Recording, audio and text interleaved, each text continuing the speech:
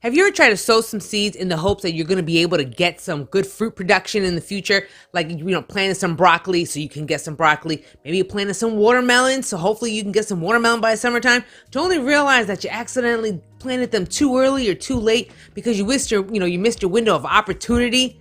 Well, come with me as I show you the 4 different plants that you got to be planting right now in order for you to not miss your window of opportunity. But even if you do, it's all good because, hey, we still got a second chance in the fall time. Let's go. What's going on, my plant peoples? I'm the ADHD gardener, where I use gardening, houseplants, and humor as a much needed form of mental health therapy, sobriety, and learning how to navigate this crazy ass world we live in with ADHD. Chilling with my cat Ramen. Isn't he looking all cute? He's my boy. Well, my girl. He's such a cutie pie. Anyway, so we're in my little plant room trying to get some seeds started. Now, I got 4 different plants that I'm actually starting right now. I mean, my list is actually a little longer than this, but right now, the 4 plants that I'm concentrating on at this current moment, I need to start them ASAP. Now, I've already started these plants already, so, but this is the time where you should really, really, really pay attention. This is for zone 6A, 6B border. Now, if you live in down south or you live like in zone 7 and up, you still have a little bit more of a window of time because your heat lasts a lot longer. But when you live up north, your time's a ticking.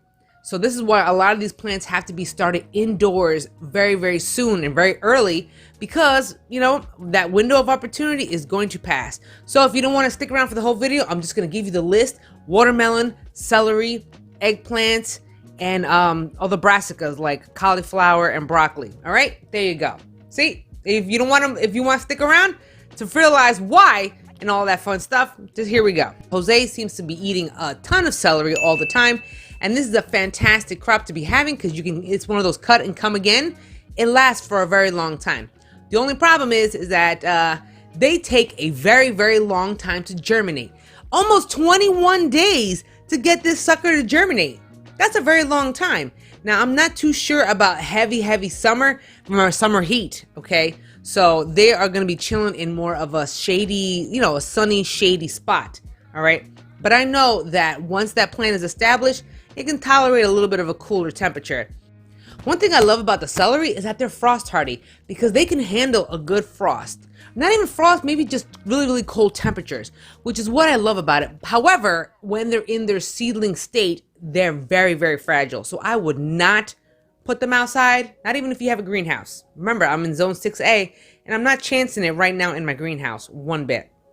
Once these seedlings grow to a larger size, once they get a little bit more mature, then they should be good to go. Then they can withstand those like cold dips in the nights of like April, even March. But right now, it has to be in a warm environment. The trick is with these celery seeds, in order for them to germinate, is do not let them dry out. Do not let them dry out. These celery seeds are incredibly, incredibly small, and they need moisture in order to get germinated. Of course, warm area, the colder it is, the less, the longer time is going to need in order for it to germinate. So you want a warm environment, preferably warm water when you're keeping that, your grow medium saturated, warm water. And also, do not cover these seeds because I found that celery needs actually light in order to germinate. So we're just going to put a light layer of the seeds right on top of the surface of your grow medium. And then we're just going to wait patiently for basically an entire month in order for these suckers to grow. The ideal temperature for celery is about 70 to 75 degrees. So which means that it is not liking the midsummer heat. Now, if you live down south, that's going to be kind of rough for you guys. I would suggest maybe a shade cloth or something, or plant them in your off summer season. But up here up north, this is the perfect time to start germinating these seeds because they take forever. Another plant that actually my dad told me, why on earth are you starting so early, is the watermelon. I know you wouldn't think watermelon. Now, let me know down in the comments below. Have you started watermelon this early? Remember, zone 6A. I'm up here up north in the Poconos of Pennsylvania. And yes, I'm starting them early. Now, why would you think that? Well, think about it. Watermelon takes a long time to even get, that large ass fruit. And remember, they do not like the cold weather. If you think about it, if you want watermelons for the 4th of July, even for any time in July, mind you, the watermelon itself, the fruit itself, takes a very, very long time to grow, okay? Just by itself. And then we have to have the plant established with the vines already established in the ground in order for you even to get a watermelon. And that takes a lot of time. So that means that this plant has to be decently large enough already before you plant them outside. Now remember, up north, that we have some crazy ass frost, that just kind of like pops up out of nowhere. So even by the end of May, sometimes we'll have some little frosty nights, and the watermelon does not like that. So the more established the plant is that we can put outside, the better chances of it not dying off of frost. Trick though, little tip and trick: plant more watermelon plants than you think you'd need, because unexpected frosts will possibly kill off your plants. That's what happened to me like multiple times. If your watermelon plant dies outside because of an unexpected cold temperature or frost, it's all good because you have backup watermelon plants that are already established and getting matured up already. So this is why I'm starting these. You can always do succession planting of watermelon. Let's say if you want watermelon in August, you could just plant those seeds right now for August. But these are super, super awesome, okay? Yes, the only problem is that you're gonna find spots to hang, have them around the house. These are still too sensitive to put in the greenhouse, but totally do them. Start your seeds now, man. I'm telling you, I want a stinking watermelon for the summertime, please. My dad grew watermelons last time, and he actually wound up getting a watermelon, but the problem is it was not fully mature because it did not have enough time. Now, the reason why, because he didn't start them early enough. So the homeboy was actually looking at me like, why am I starting my seeds too early? For that very same reason. I want time for my watermelon to grow to full size and full sweetness. And that requires a longer time, and that means we have to start them inside. All right, we got the cauliflower, but this also includes broccoli, what do you call those little Brussels sprouts, also cabbage as well. This plant needs to start early, okay? Yes, brassicas are very, very cold hardy. They can handle some cold, but not in the seedling state. I've tried it. Most of them died. So they have to be well established and well mature in order to be able to withstand the cold. And on top of that, remember, up north, our cold time is pretty decent. However, those cabbage moths, oh boy, they will attack your stuff. So the sooner we get those plants established into the ground, before those cabbage moths starts coming out in June, even in part of May, then the sooner we can keep our crop. On top of that, once it starts getting warm up, like 80, 85 degrees and up, your plants are going to start to flower, which means you're not going to be able to get your broccoli and cauliflower at all. And that's going to be a bummer because you spent a long time trying to establish and get that plant matured to size in order for it to flower, but you don't have enough time because the heat crept up on you too much. That means we need to start them now. Now, I have some plants already that were obviously started way earlier, at least in the beginning of February. All right, so these have had at least a good 3 to 4 weeks, and we could have started in the end of January. Now, these are very, very small and stunted because I kept testing these out in the cold, which means seedlings do not work that well in the cold.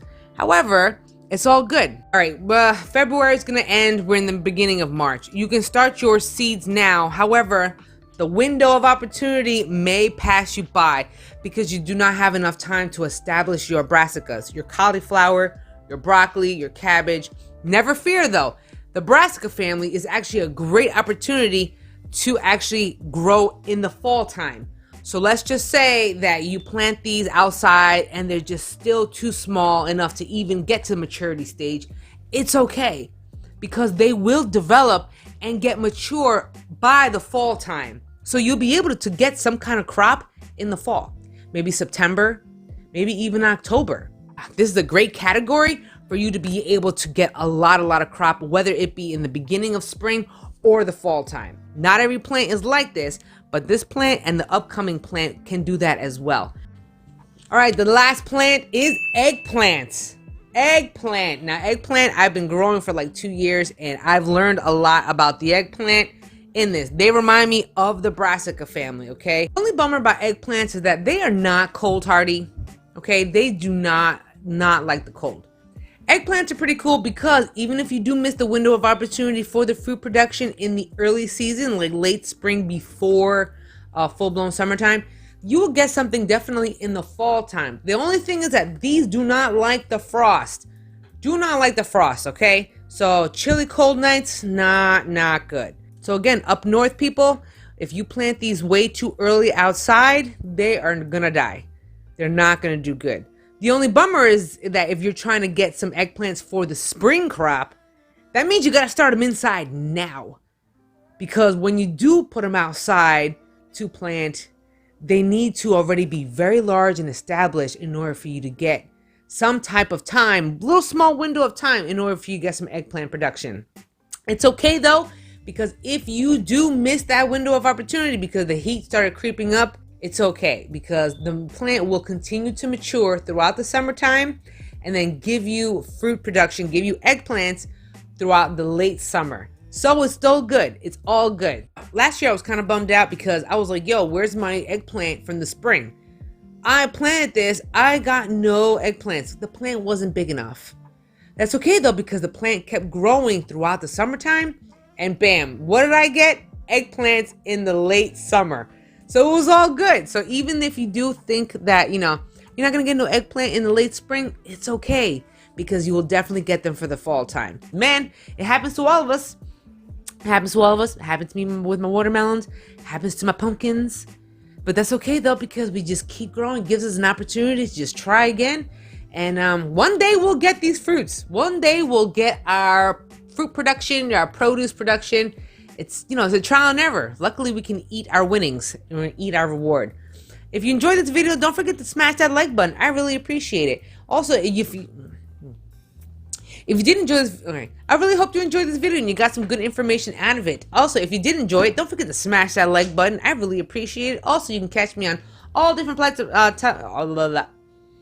Also, you can always catch me on all different platforms. I'm on Facebook, Instagram, and TikTok, but TikTok is strictly mental health and all that fun stuff. But I'm always around, and I hope to see you guys in the next episode. Until the next episode, where you and me are going to be growing our happiness one plant at a time, one day at a time. God bless you all. Until the next episode, peace and love.